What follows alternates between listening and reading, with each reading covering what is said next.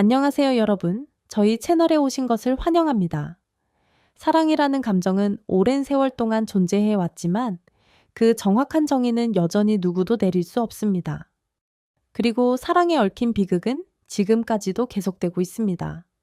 오늘의 이야기는 사랑에 눈이 멀어 어긋난 관계를 시작한 한 남자의 비극적인 결말에 관한 이야기입니다. 평범하고 가족을 아끼던 남편이 갑자기 범죄자가 되어버렸습니다.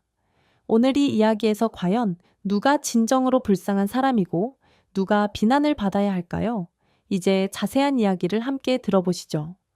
박민수 씨는 경기도 포천에 있는 한 구치소의 신문실에서 수감 상태로 앉아 있었습니다. 외모는 왜소하고 마치 청소년처럼 보였지만 그의 얼굴에는 나이보다 훨씬 많은 고통이 담겨 있었습니다. 민수 씨는 자신이 두 사람을 해친 사건을 차분하게 설명하기 시작했는데 그 대상은 다름 아닌 아내와 그의 오랜 친구였습니다. 박민수 씨는 1978년에 태어나 어릴 때 어머니를 여의고 아버지의 손에 의해 자랐습니다. 아버지는 새아이를 혼자 키우며 민수 씨가 부족함 없이 성장하길 바랐습니다. 어머니의 빈자리가 컸던 만큼 민수 씨는 자신만의 가정을 꾸려 행복한 가정을 만들겠다는 꿈을 키워왔습니다. 결혼 정년기에 접어들어 그는 이지혜 씨를 만났습니다. 2000년 지혜 씨가 고등학교 3학년일 때 두 사람은 사랑에 빠졌고 1년 뒤 결혼했습니다.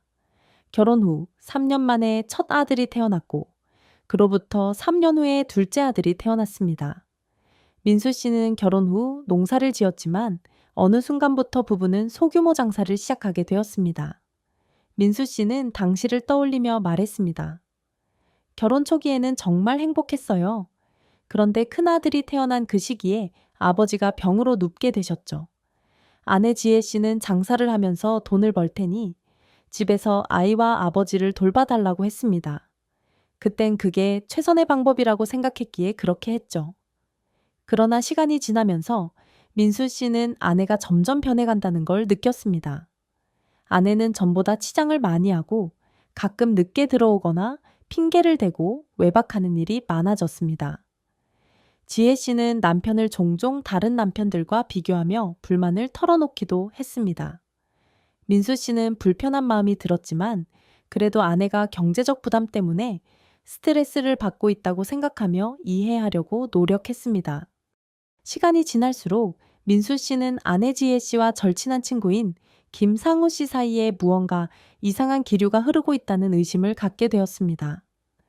상우 씨는 민수 씨와 어릴 때부터 친하게 지내온 친구였고 두 사람은 최근 같은 건설 현장에서 일하고 있었습니다. 상우 씨가 팀장으로 일하며 작업을 배정하는 역할을 맡고 있었기 때문에 상우 씨는 가끔 민수 씨를 집으로 초대하거나 식사를 함께하곤 했습니다. 그러던 어느 날 민수 씨는 지혜 씨와 상우 씨가 몰래 연락을 주고받는다는 소문을 듣게 되었습니다. 이후 민수 씨는 두 사람이 있을 때마다 유심히 관찰했고 상우 씨가 집에 와서 전화를 하거나 메시지를 보낼 때마다 지혜 씨의 휴대폰이 울리는 것을 확인했습니다. 지혜 씨는 메시지를 볼 때마다 혼자 웃음을 참지 못하고 있었다고 합니다. 또한 마을 사람들은 지혜 씨와 상우 씨가 함께 모텔에 드나드는 모습을 목격했다고 민수 씨에게 전했습니다. 그제야 민수 씨는 모든 의심이 확신으로 바뀌었고 더 이상 이 상황을 참을 수 없었습니다. 민수 씨는 결국 직접 두 사람을 확인하기로 결심했습니다. 2012년 11월 7일 아침, 상우 씨는 민수 씨에게 다른 작업장으로 출근하라는 지시를 내렸습니다. 민수 씨는 이것이 상우 씨가 자신의 부재를 틈타 지혜 씨와 만날 수 있도록 유도하는 계획이라고 생각하고 일부러 출근하는 척하다가 몰래 집으로 돌아왔습니다. 이웃 주민이 상우 씨가 지혜 씨를 데리고 모텔로 들어갔다고 알려주자 민수 씨는 오토바이를 불러 뒤쫓았습니다.